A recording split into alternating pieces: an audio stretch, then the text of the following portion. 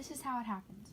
One minute you're just another awkward 8th grader, and then your mom takes you and your brother to her friend's house, out in the country. You get out of the car, and there's a big yellow dog wagging his tail at you. And your mom and your brother go to ring the doorbell, and you get down on your knees in front of his friendly dog, and you're petting him.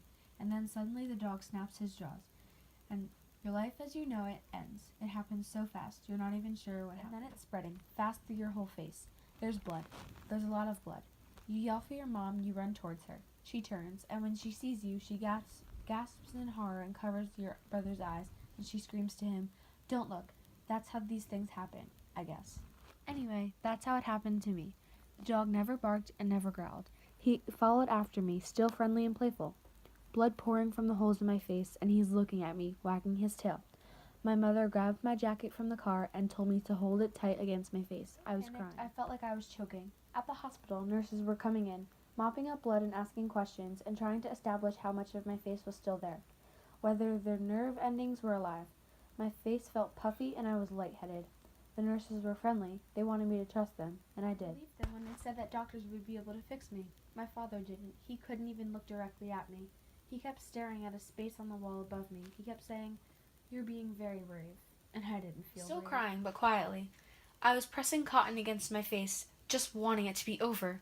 I just wanted to go home. And then I was lying on a table, squinting into a bright light above me. I can't feel the stitches, but if I look out of the corner of my right eye, I could see it, the silver needle moving up and down.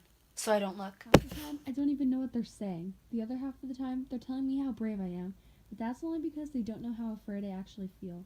You're not allowed to cry, or they might mess up your stitches. You can't move at all.